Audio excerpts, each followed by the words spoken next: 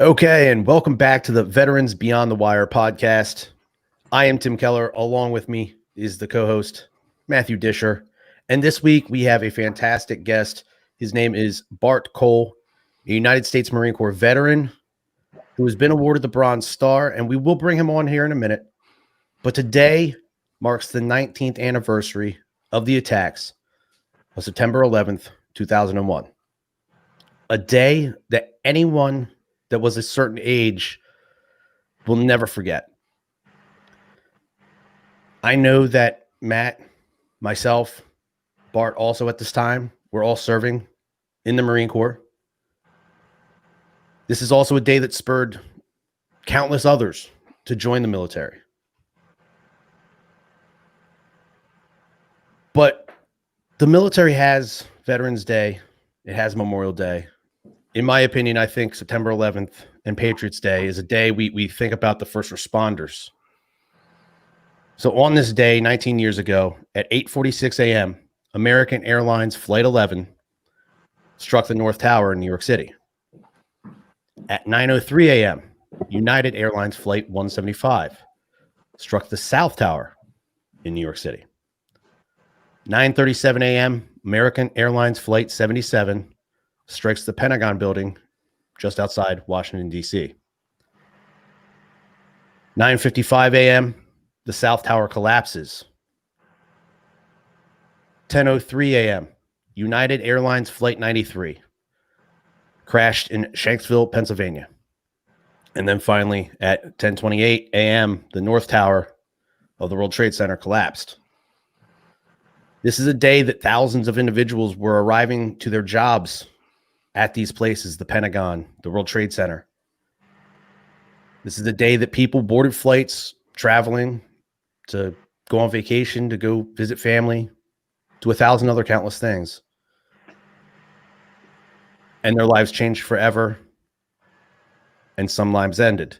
The official count is 2,977 individuals lost their lives these days, on this day. But let's talk about these first responders for a minute. Individuals that at one point had gone to a fire academy or a police academy looking to have a career and possibly help their communities along the way had to respond to these attacks and face what I can't even begin to imagine levels of fear. The smoke, the fire. They are attempting to run into buildings, into towers with thousands of stairs, while these staircases are flooded with thousands of individuals attempting to move in the opposite direction. So while that 2,977 number is not a number to try to downplay, no one knows what that number would have been if it would not have been for these first responders. So I want to say thank you to all the first responders that acted that day. And thank you for everything you continue to do beyond that day. So at this time, Mr. Bart Cole, how are you, sir? How are you doing? Hey, I'm doing well. I'm alive and upright. There you go. There you go. So we wanted to bring you on. As I mentioned in the open, Marine Corps veteran, Bronze Star. You were awarded that Bronze Star for your actions as our response post September 11th. But let's kind of talk about this day. Where was everybody at? What was everybody doing? You know, it's interesting. Bart and I were on a ship together. We go way back. We were kids together, I think. And I think the first time I met Bart, we were in the barracks at probably the 5th Marine Barracks, or maybe before that. It was those old buildings that are no longer there. 1st Combat Engineer Battalion. You know, I was probably a 19-year-old kid. And at the time, we were working up to the float that would ultimately end up the float we were on. We were coming back from when the towers came down. But, you know, Bart and I served alongside of each other when we were attached to Fox Company 2-1, 2nd Battalion, 1st Marines, which was an amphibious raider company. So we had this amazing opportunity to do some really cool training when we were probably not even legally able to have beers. And For me at least, I remember that morning I was listening to a CD on my little Walkman CD thing, and I know a lot of younger people might not remember what that is, listening to CDs on your headphones. We're on the USS Harper's Ferry, the 11th Marine Expeditionary Unit, and my CD started skipping. And so I stopped the track and I opened it up to blow off the CD, and right then the 1MC, the intercom system in the ship, came on, and it was the captain telling us that we needed to go to general quarters and that there has been an attack of some sort. And I forget exactly how, Bart, you might remember this. I forget exactly how they worded it, but I honestly thought it was a training exercise. I thought it was a joke. And, we're out in the middle of the Pacific Ocean coming back from the Middle East. And we didn't have the news, so we couldn't watch this on the news. We couldn't see it happening in real time. So I don't know, Bart, any color to add there? So that would have happened really early in the morning for us, and it would have been around 3 a.m, I believe. Mm-hmm. Started happening, and I don't remember some of it, but I do remember the 1MC. Dish, he was probably up listening to Tool or something. I think it was. Yes, it was Tool. See, so, he slept above me, 3 racks. Yeah, you were on the bottom, weren't you? Yeah. Yep, I was up on top. So anyway, I just remember we all kind of didn't know what was going on. We'd had a few kind of false or maybe wording of attacks and stuff that had came to us, or high alert status before, and we kind of blew it off. And then when somebody said a plane had flown into the buildings, we initially kind of thinking Cessna or something, a small plane. Yeah. And I recall I think it was the chow hall where it was a small chow hall, and they moved us through and they played videos on these TVs that weren't very big. And that's when you saw what had happened.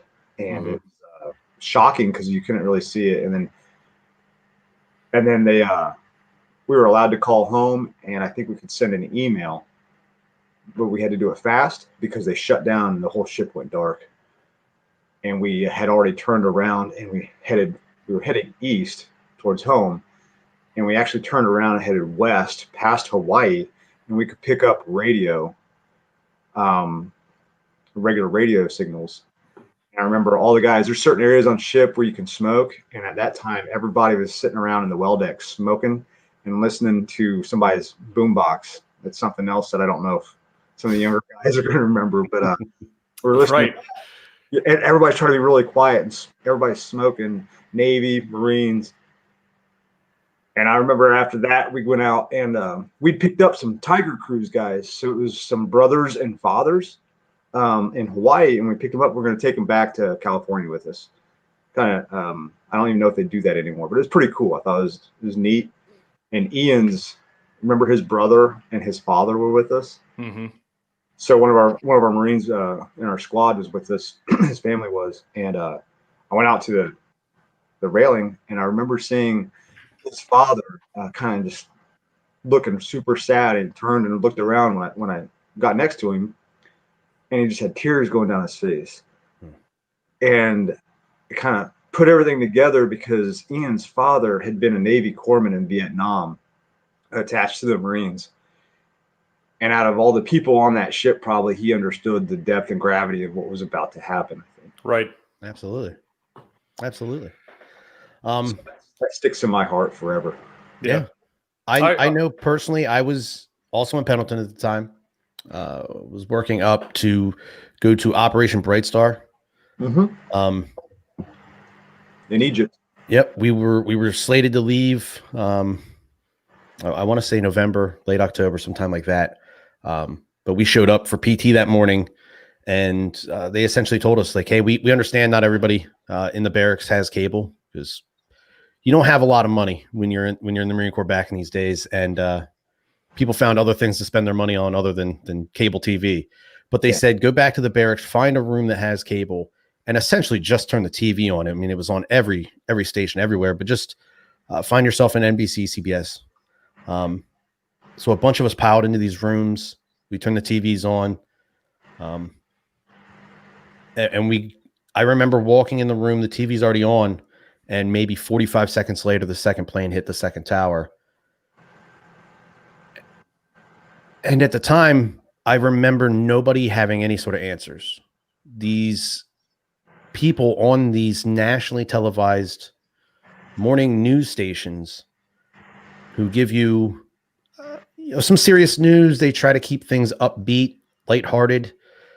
These are normally the news broadcasts where you find some of these heartfelt stories, make you feel good about the world around you. All of a sudden,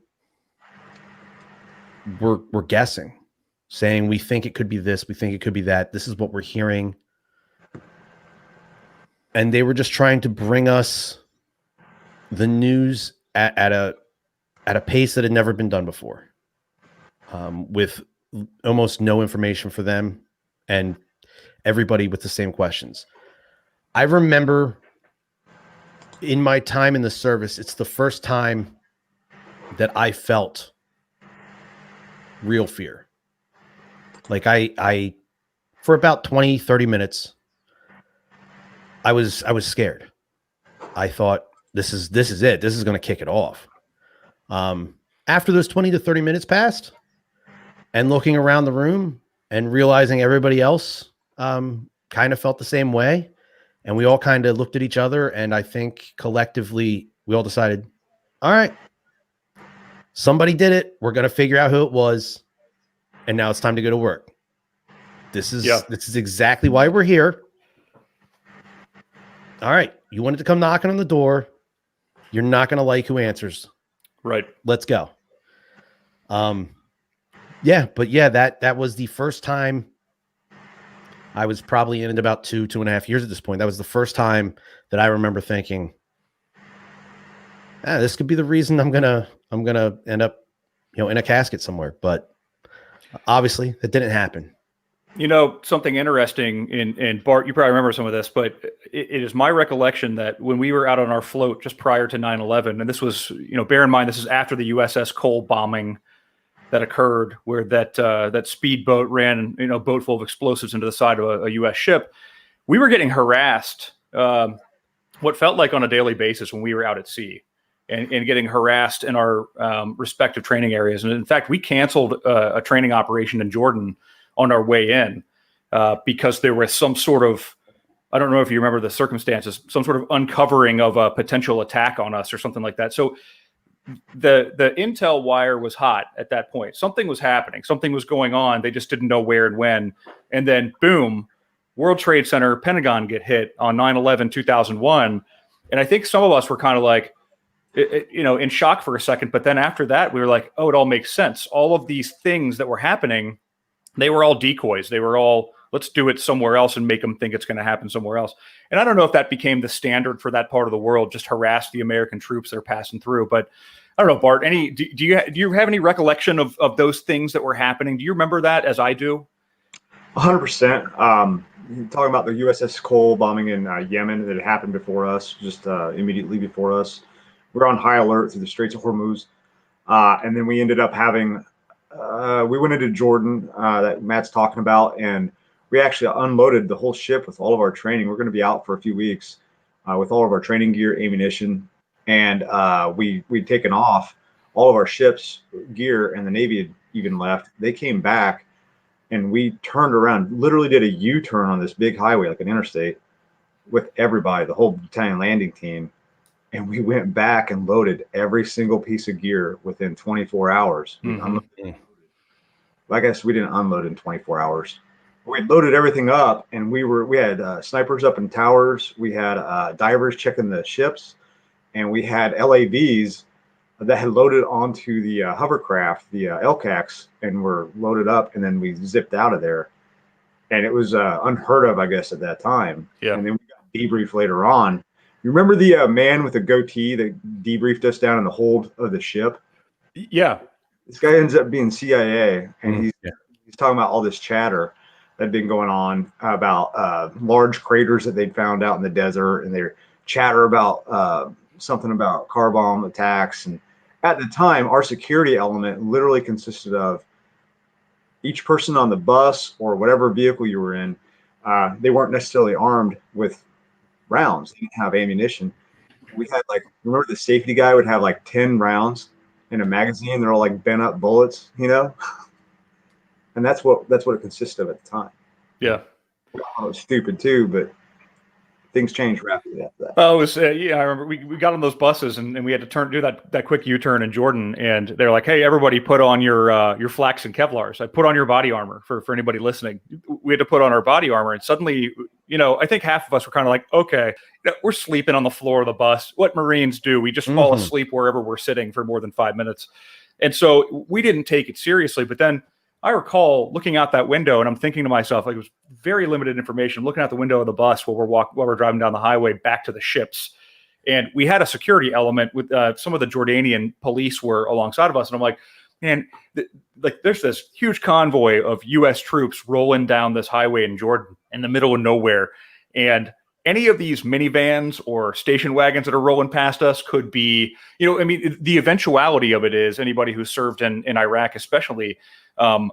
Every vehicle then became a threat. This is before that.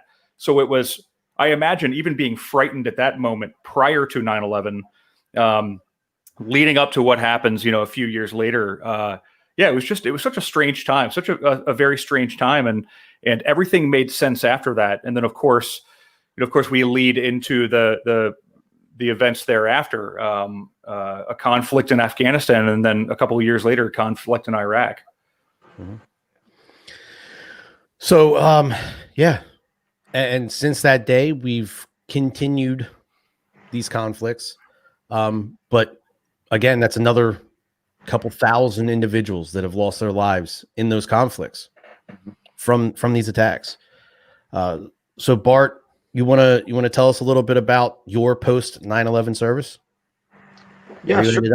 Yeah, sure. So, I ended up, I got offered a position to go over to Sappers Instructors course, and I turned it down because I want to take I figured September 11th happened, and it ended up we're going to go into Afghanistan. Mm-hmm. So I wanted to take my Marines as a squad leader, and that ended up it kind of fell apart. The mission did. And I was a little bit disenfranchised, I guess, at the time, and I wanted to leave the Marine Corps. I had been offered a school cut to go to college, and I wanted to be a teacher.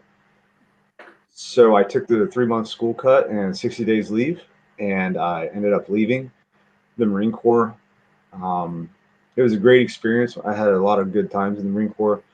Initially, after my first 4 years on active duty, I got home, and after about 2 weeks, I met up with one of my friends who joined the Marine Corps Reserve in the infantry, and here in Indiana.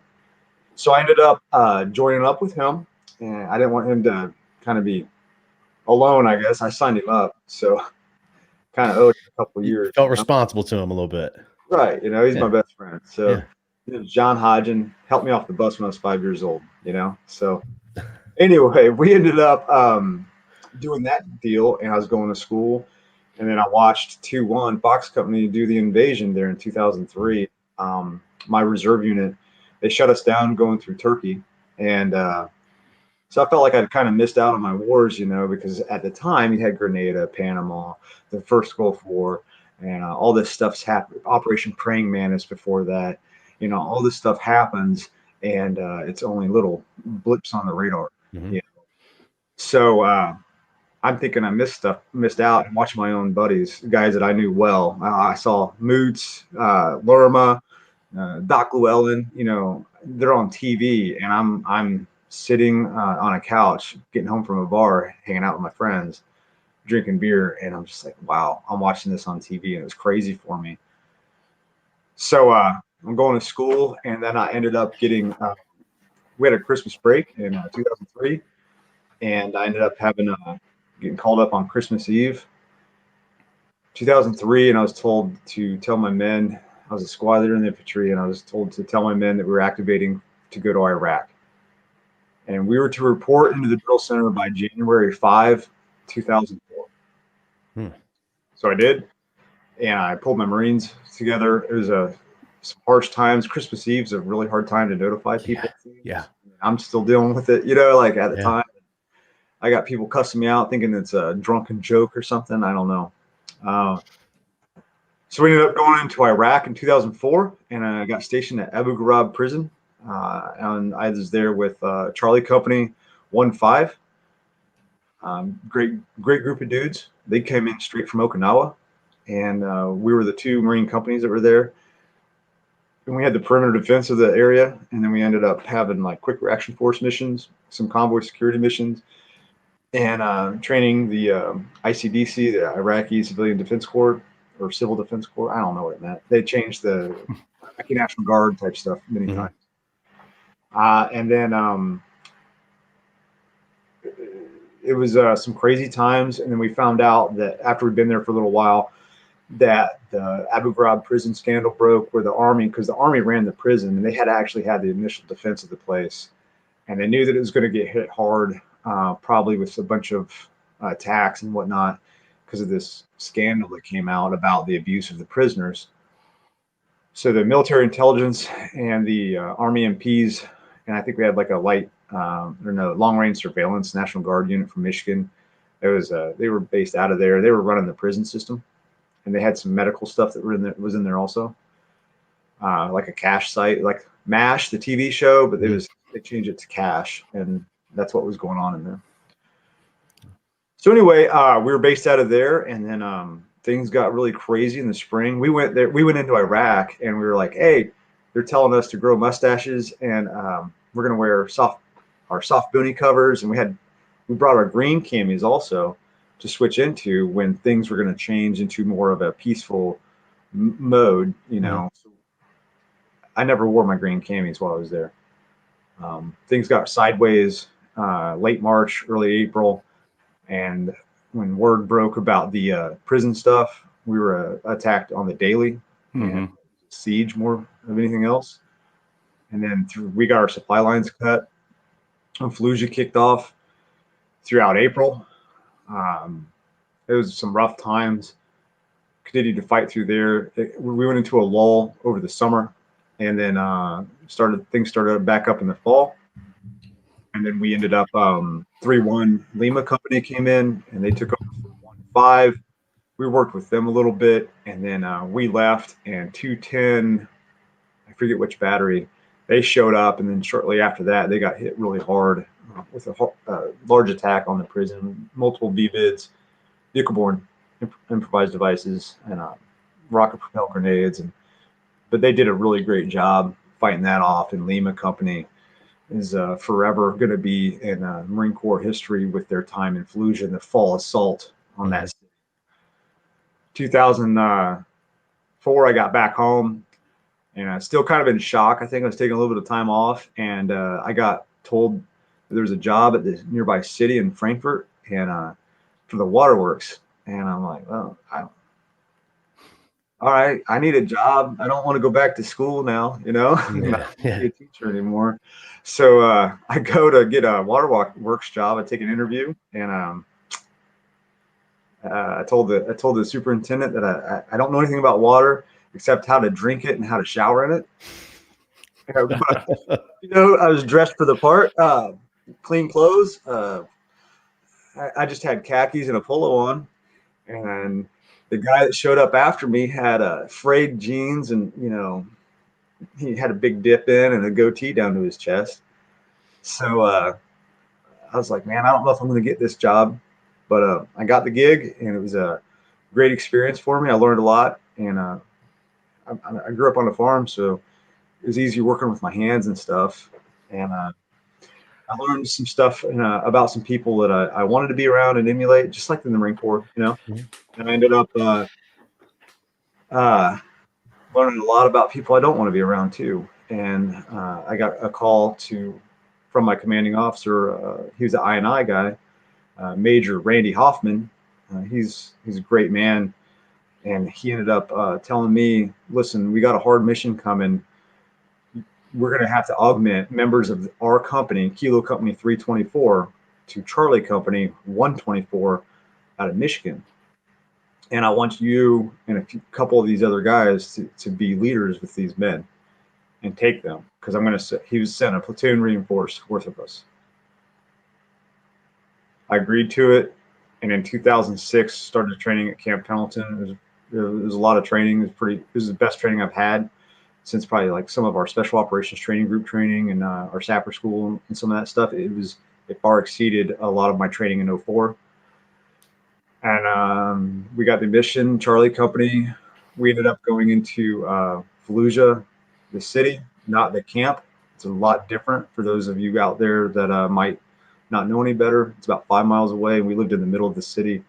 We lived in a civil CMOC is what it was called, and it was I think it was like the Civil Military Operations Center or something. I don't know the acronym, but anyway, we were hit daily, and we took the unit we were ripping with, relieving in place. Had a couple of their guys shot and killed while I was doing that.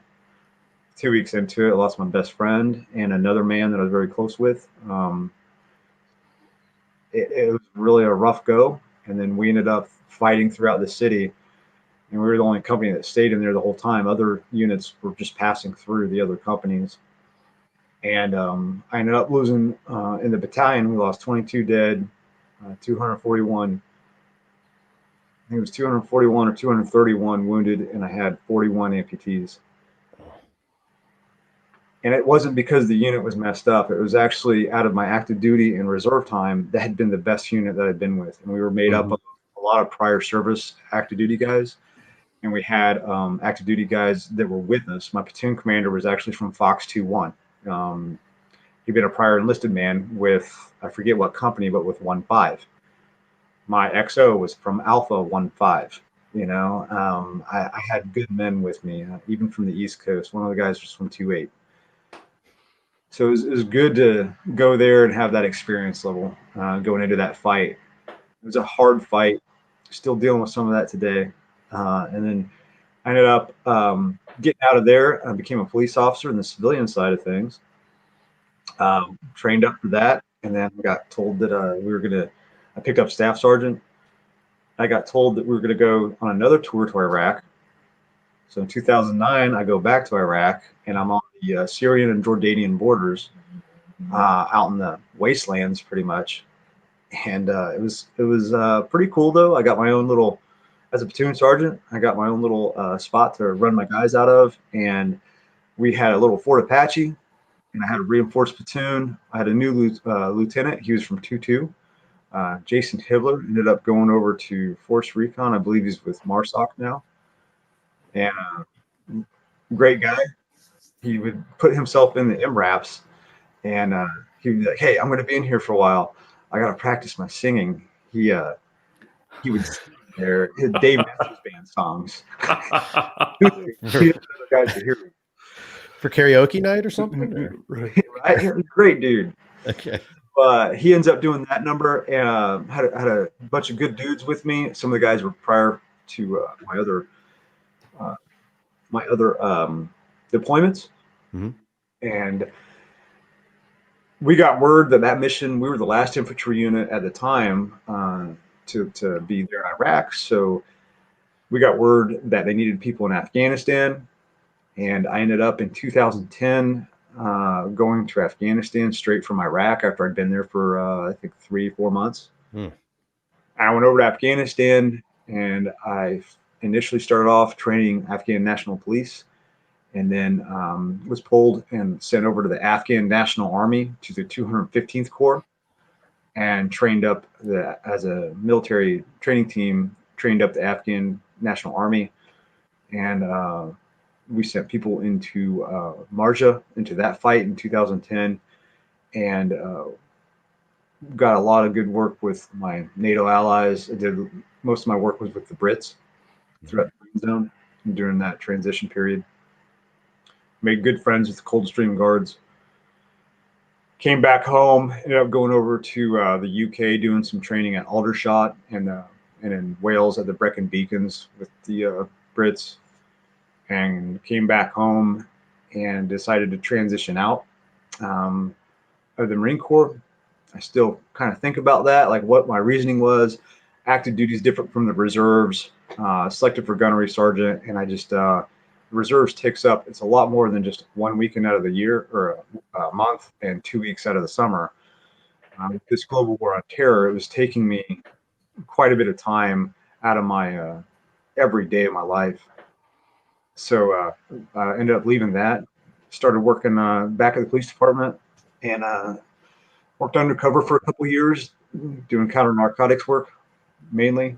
And then I ended up getting pulled back to patrol because we needed personnel in uniform. Became a bomb technician, as a civilian bomb technician, did that for 6 years. Certified by the feds out of Redstone Arsenal down in Huntsville, Alabama. Okay.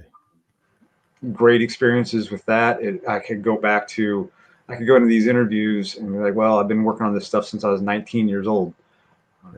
Yeah. So as a combat engineer, being familiar with a lot of that explosive work helped a lot. And then my experiences overseas helped with incoming TTPs that were coming our way, different states. Then I ended up going back into undercover work, and I worked counter narcotics work, badged over to DEA out of Chicago, and we worked Indianapolis, Lafayette, Chicago, did some work in Elkhart, up in northwestern Indiana, Gary, East Chicago, and kind of was getting a little bit I loved the work. I love the men I worked with because it was very much similar to the Marine Corps, where we were mission oriented. It was a brotherhood. And my guys, I was very proud of, still am proud of, still good friends with them. I had a chance to go over and work with the Warrior Reunion Foundation. I put a reunion together in 2017 for my guys that I'd served with in Iraq and Afghanistan. And the WRF Warrior Reunion Foundation had offered to help me out. And I was going to do it either way, but they helped me out, and they helped me out in a big way. And I made some good friends out of it.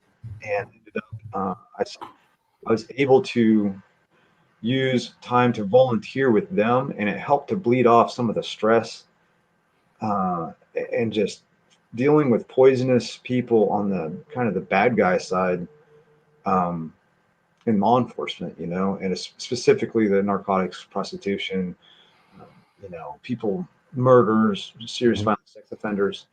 It just, it's not good. But I could go be around guys that I had something similar with, and I knew how important it was to reunite with each other and share those bonds and be with the Gold Star families we might have lost track of, be with some of my guys that might be missing parts and scarred and burned, but we had something in common. We'd been together, and we chewed some of the same dirt. Mm-hmm. And it felt good to be around them. So I ended up volunteering with them. And then 2018, we won the Veteran Nonprofit of the Year award for the Newman Choice Award. We got awarded by General Dunford there in the Pentagon. And it's really cool. It was once in a lifetime experience. Like for me, it was a big deal. And I was just a volunteer. James Ferguson and Drew St.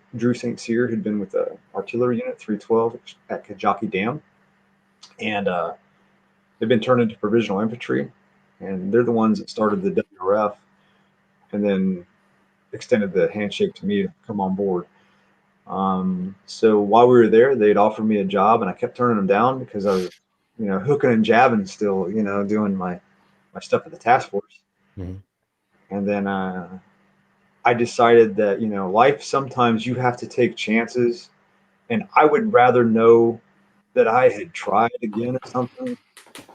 And I took a chance at something I loved doing, and I believed in with all my heart, than being comfortable with a paycheck and a pension, at that point. So I took a chance, and I hopped on board with them full time. And I left law enforcement in November of 2019, and I've been working for WRF ever since. And even before that, I was doing some work with them, putting on reunions for units across the country. And then COVID-19 hit, and it slowed all of our operations down. I moved everything to 2021 almost. It'll come back. It's got to be. I want to back up to something you said before, because I think you're the first and only person I've ever spoken to who had explosives on their resume and it actually worked out for them. I know, right? It's crazy. Because it never worked out for me. I'm like, I can blow stuff up and shoot guns, and nobody wanted to hear it. And he's sitting in a boardroom with a suit and tie. And they're like, "That, yeah, we don't need that. Thanks." Right. Right. I mean, honestly, Bart, when I'm listening to everything that you've done, you and I parted ways somewhere around probably 2002, maybe or right after 9/11 in our, Marine Corps capacity. And then you went on to do some pretty amazing things, and then got out and went into law enforcement and continued to do some pretty amazing things. It sounds like you need a break. I'm starting to feel it now. I'm 41, and I've had some injuries that are slowing me down quite a bit. Yeah. We were in Hawaii at the same time, weren't we, a couple years ago? Yeah. You were on, we were just like ships crossing at sea. Yes. Just randomly, I was in Hawaii for a business trip, believe it or not. I got flown out to Hawaii for work. That really sucked. It was terrible. It was terrible. 3-4 hours of work per day, and then I had the rest of the day to do nothing. But yeah, I think I posted a picture maybe on Facebook, and you saw it, and you're like, "Where are you?" And I was like, "Well, I'm right here." And you're like, "Well, I'm 2 miles down the road," which was so weird because, I mean, what a small world, But one thing I want to ask you before we get close to our time, of course, you and I discussed this prior to the call. You were awarded a Bronze Star with a V device for valor for some actions in Iraq. Can you give us the quick synopsis of how that went down? And for anybody listening, Bart and I talked about this prior to the podcast. I wanted to make sure that we were okay to have this conversation. Because when I heard it before from you years ago, I think when we met up in Cincinnati, you were doing some training, some law enforcement training. We sat down and, over a couple of beers and had a quick conversation, but I thought it was an amazing story. And I know you also ended up on a billboard in your hometown, which is, I think you're the only other person that I know on a billboard too. So can you give us the high level? Can you tell our audience what unfolded that day? Yeah. First of all, I want to tell you, thank you for having me on here. I don't know if I said that earlier. Thanks for letting me share this story. And I want to talk about the men that I served with, because it really, like, all of that it kind of comes together for me. When I was in Hawaii, I was there with one of the men that I'm on this mission with, I'm going to talk about. The first sergeant, he'd retired there. And when I came back, this first sergeant, Troy Euclid, I&I guy, had helped me to transition and helped me quite a bit, him and his wife, Estella. And that's who I was visiting in Hawaii. John Hodgen, the guy I talked about joining the Reserve Corps, he's with me in my first firefight in 2004. And that's who I was with, him and his wife. And we were out there visiting everybody together. And it was very good time. So 2004, we fell into a kind of a mess when we took over initially. We took over with 82nd Airborne. We took over a bunch of Humvees as infantry guys in the Marine Corps, and we didn't have a supply chain for these Humvees. So we were running out of like tires and stuff and parts. I don't know. I'm not a Humvee guy. One of my guys lost his helmet because he was in a turret and he was spinning around, and the wind hit it, and he didn't have his chin strap on. Lost his helmet. I didn't have another helmet for him, and we were detached from the battalion and whatnot. So one of my guys, his father, was in the National Guard and had he was a supply guy that was up in the Anaconda, which is Balad. Is it Balad? I think so. North of Baghdad. And I was like, well, let's link up. And we're using satellite phones to get a hold of him. And we went to go pick up some parts and stuff and a helmet. And we drove up there. And we got him to meet up with his father, which I thought was really cool. And then on the way back, it was March 24th, 2004. And on the way back, I'm a sergeant and I'm cruising along, letting my guys do their work for this mission. It was just a resupply mission is what we were looking at. And we came across a Humvee that was parked on this 4-lane highway, and it was parked right next to a car. And it looked very odd. We didn't know what was going on. And I saw it was only one Humvee, and I saw this Army guy get out of the Humvee, go down the back hatch of it with one arm on the Humvee and one arm on his weapon, and just kind of mosey around the corner. And all of a sudden, automatic rifle fire started happening, and hit him in the neck, and it almost took his head off, and it killed him right there. And then they started guys piled out of the car and they were shooting through the car into the Humvee. The turret gunner couldn't depress his weapon on the men. He had an M9 pistol shooting at the guys down below, and he got shot in the chest. And this happened like this, and next thing you know, I'm shooting from the Humvee. My turret gunner is trying to swing to engage, because we would swing away from friendly forces. The turret gunners would, so they're trying to get the turret back on targets, and started picking up a few guys in the immediate vicinity with my rifle fire, and I'm the only guy on that side. I was the last Humvee, so we were picking that up, and then the lead elements are still hauling ass, because we were driving pretty fast at the time, doing that in Iraq. And I saw two guys I thought were dead, and then I didn't know who else was in that Humvee, and it's all alone. So I ended up, the Humvee didn't stop yet, and I had a split-second decision, so I just jumped out of the Humvee, and I still had a Prick 119 radio piece shoved up in my helmet, and it clotheslined me. So, I bailed out, I fall down, and I get back up, and there's a Iraqi coming at me. I thought he was an Iraqi, coming at me, and it was the biggest flame coming from a weapon I'd ever seen before in my life. And he was shooting from the hip, and I was shooting at him, and ended up putting him down. And I continued on to work the area a little bit more on a couple other guys that came after me. They were trying to get the Army guys. Reloaded. And I got up to the Humvee, and I noticed that the guy that had been shot in the chest had been shot in the SAPI plate. He was confused. He was okay. There was another man that was there, and he'd been stitched across his legs, and one round had gone into his armpit. So he wasn't bleeding that bad from his legs, but his armpit was a mess. And I was trying to stop the bleeding in the armpit, and I couldn't get it to stop. I ended up shoving my fist into the hole to try to get pressure on it. And I was worried about people creeping up on us. And about that time, rounds start coming up and chewing up the Humvee and car again. So this is going on for a few minutes, and then it stops. There's a lull, and all of a sudden, one of my guys, John Joenbeck, shows up, and he'd been a combat lifesaver. So he comes in, not a true medic corpsman, Army medic or a Navy corpsman, but he comes in, takes over immediate care for the guy, and he starts working on him. And I had a couple other guys show up, and I climbed up through the Humvee, and there was a 50 cal on top of the Humvee, machine gun. It wasn't loaded, so I ended up loading it, and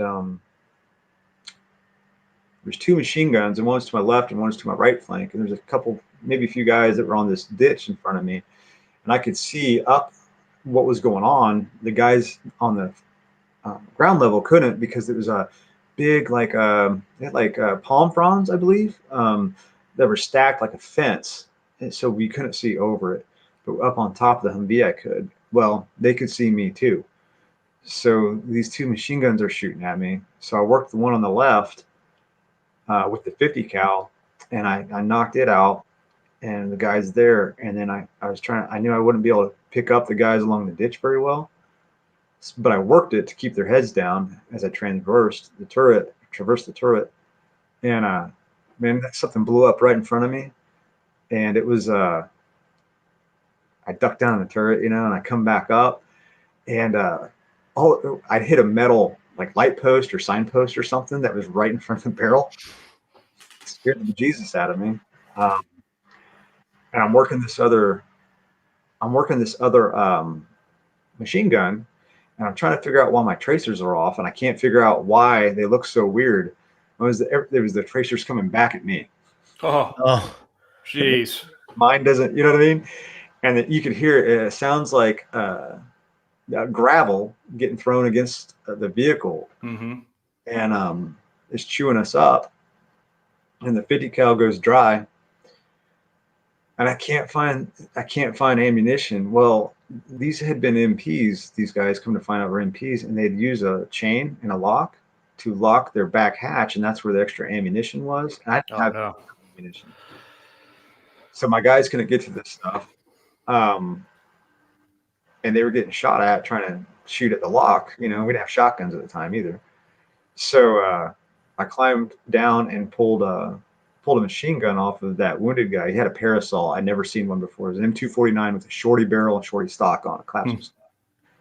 I laid it against the 50 cal and worked that other machine gun position and put it out. And then, but before I could do that, literally there's so much fire coming, I couldn't get back into that turret. And all it was a little piece of metal that was in front. It was in front or behind the machine gun, I guess. I was trying to work that. And these big holes are getting chewed in the Humvee. And I look over, my buddy John Hodgen, he runs out into this intersection that was perpendicular to me, about 25, 40 yards away maybe. And he's out there all alone, and he's shooting with his M16 on single fire, pow, pow, semi-automatic, excuse me. And then he throws an M203 he had underneath. He threw a 40 millimeter grenade downrange. Well, he didn't elevate it, so it goes short and makes a big explosion. And I was like, oh man, but he drew fire away from me so I could get up on the machine gun turret and work that other position. John comes running around, and I had a platoon commander at the time, comes running behind us yelling RPG, and John, I look over at John, he's got his chin strap undone and he's laughing like he would and reloading his grenade launcher. He's like, that was me. I remember it's crazy intense and just laughing my ass off too, because I love that guy, man. And then from my point, I could direct John on, and after I think it was 2 or 3 of the 40 millimeter rounds, I got him on target where these guys had amassed for this ambush. So there was they were trying to work an IED to put in an improvised explosive device, and then these guys that they had on the road in that car. And then there was a near ambush they were trying to do, and the far ambush was, I think, to protect them as they retrograded. Mm-hmm. So we eliminated the near ambush, and then we're working on reducing that far ambush, and ended up eliminating the reinforcements as they arrived. John threw one of the 40 millimeter grenades. I directed him to aim at a couple of crossed telephone poles or something, and it dropped it right in their midst, and they were dead. So we ended up, the fight was pretty much done. I only had 8 Marines with me at the time, though, and it was just 2 vehicles. So I ended up, because that's what we didn't think that we needed more vehicles, and we didn't even have a Navy corpsman with us. We changed a lot of things. You learn rapidly at this stuff. Mm-hmm. So we ended up called in for a medevac, and I had one of my guys initially start calling in, Mike Naylor, and he started that, and then I worked it a little bit, and then we had Apaches come in, and I couldn't get the Army. An Army unit kind of pulled up. A big convoy pulled up, and I was trying to get them to get guys out to sweep, because I only had 8 guys. I had a base of fire set, but I couldn't sweep the battlefield to see what was going on, because I didn't want the medevac getting shot down. And trying to communicate with these guys was kind of difficult. Well, here comes running a pararescue guy, Air Force PJ, and he comes up to us and starts tending to the wounded, and saves the guy that got stitched across the legs in his armpit. My guy did a really good job. John Jonebeck, throws his legs on top of the dead soldier so the blood would pool into his body cavity and probably saved his life. Gets the stops the bleed in the armpit, tourniquets the leg, stabilizes the man. And then I noticed we can't find the guy that had been in the turret. I can't find him. And I think that I'm getting ready to frag the fence line, because I don't know what's on the other side of it before I send guys over there to check it. Well, I can't do it, because now I think that he might have been drug off into the weeds. So we're trying to work this, and about that time the medevac lands, and got them in, and we loaded up the wounded guy. And here comes running this other Army guy without a shirt on, and he jumps on the Black Hawk, and he'd linked up with these other Army guys down the road, about 100 yards, and then and this other convoy that showed up, and we ended up trying to load the dead soldier, and they wouldn't take him because he was dead, so we had to offload him, and that was kind of hard. And then we put him in with the other Army guys. The medevac left, and there's sad stuff that happens. You don't know why it happens during this time or right after it. It's just lack of communication, fog of war, but it's sad stuff, and it's hard to take. I saw a pregnant woman get up and run across one of the dirt roads, and one of the other elements, not my guys, opened up on her. I don't know why, and that was kind of hard to take, and she was dead. It was obvious she was dead, and it sucked. But I think that there's a lot of stuff that happened that day. It was crazy, and then we policed the battlefield. Chad Gibson was there with me. Guy was trying to get a grenade off on us, and he took him out, and we were within probably 5 feet of the guy. It was a lot of craziness going on. Retrieved explosives, machine guns, rifles. Guys had Syrian passports, and this is all in an area that I'm not familiar with, and it's not my area of operations. We're stacking all this stuff up. I had to give back the weapons that I took. My commanding officer made me give them back to the Army because I took their stuff. So I didn't want to leave it, And then I think one of the most it sticks in your head, like I have a lot of respect for my Army brothers. I seriously, like I've worked around some phenomenal guys, and as a Marine, you kind of give the Army crap all the time or enter service forever. But I've seen some phenomenal Army men, and I've served with them. I've fought alongside them. This major comes up, and he looks at the enemy dead laying around, and he looks at these machine gun positions on fire. He looks at the Humvee chewed up, the vehicles all chewed up, and all the brass and stuff laying around. And he kind of looks at us because we're still hyped up and we're getting ready to leave, though. And he's like, "Thank God the Marines were here today." And I'm just like, Yeah. yeah, Rick Flair, woo, and we rode back, and that began a very hard time in the Marine Corps for me. And the men did a tremendous job. Quebec Song, he did a great job up in the turret. Mike Naylor did. Driver John Jonebeck. I had a lot of good men with me that day, and I'm from them. John Hodgen dismounted. Captain Greg out of Virginia. I mean, a lot of good men, and I'm lucky to have been with them.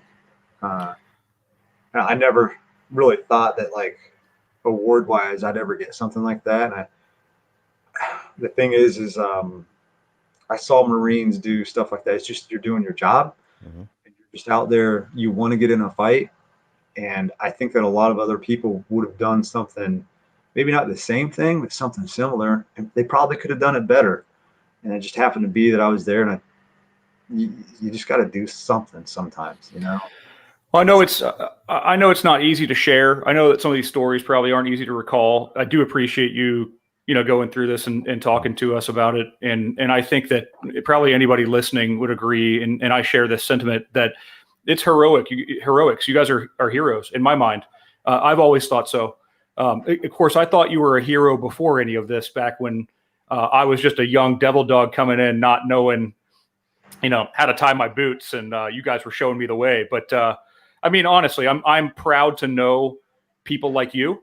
I'm proud to know. I'm proud to call you my friend. I'm proud to have served with you. And I think the other piece is that this is a testament to the value of a team. This is the kind of stuff, like, you got the right people. You just said something that kind of sticks with me here, that maybe somebody could do it better or whatever. But something has to be done. I kind of carry that motto with me in my professional life. And that is that I'm sure there is somebody else that would do my job differently from what I would do. And maybe they could do it better, but I go forth and I execute the best way I know how with the people and the resources that I have. And honestly, Bart, there's no way to say that it could have ended up any different. You know what I mean? Like, it's the fate was there that day. You know what I mean? Like, that's the way it unfolded, and that's the way it unfolded. And I am sure that there are a handful of people that are glad that you were there. And I mean, who knows who else could have rolled up on that scene and maybe not have taken the action. So I don't know. It's I think it's an amazing story. I think it's a great testament to your character and the character of your other men that you served with, and I think it's an awesome story to tell. Yeah. Thank you. Yeah, Bart. That's the first time I've heard this story.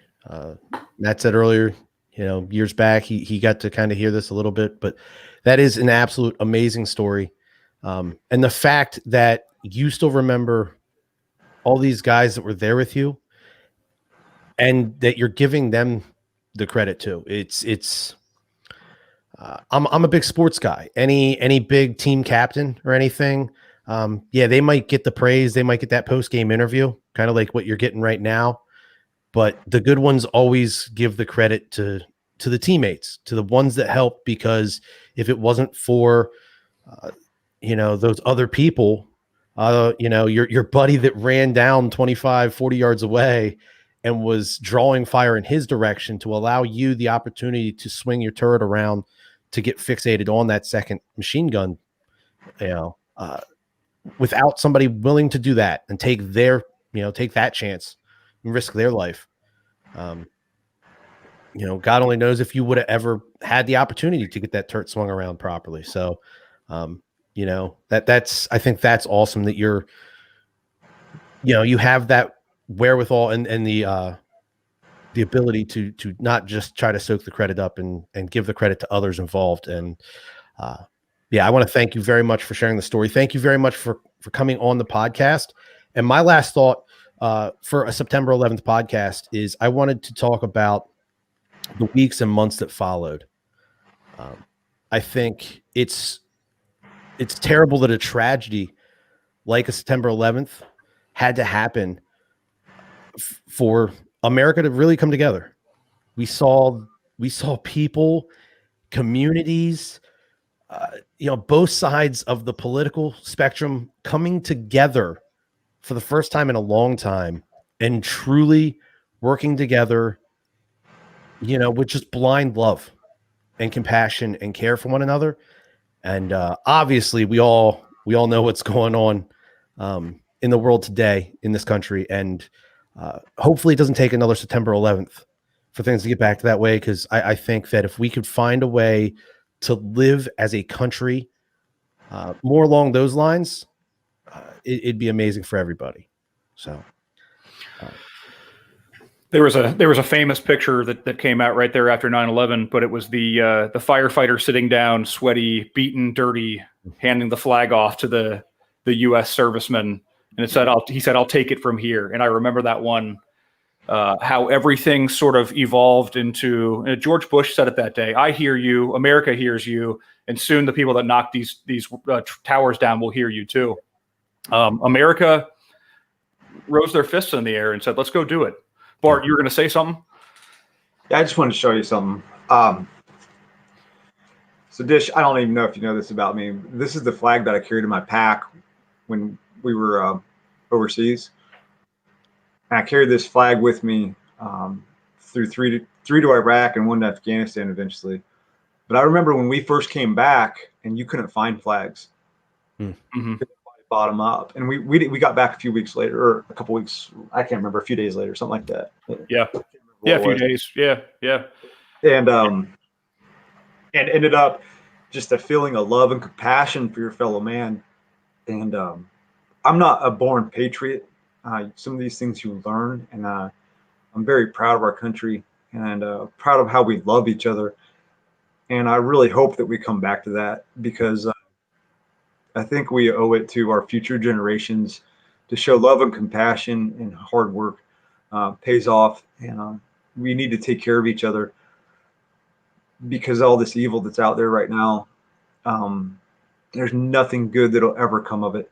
Mm-hmm. And I don't know what else to say, necessarily make a point. That's still going to sound super smart, but if you can get that and tap into that feeling, and it makes me have a new respect for the flag, and how much it means to try to stay together as a unified nation and unified country.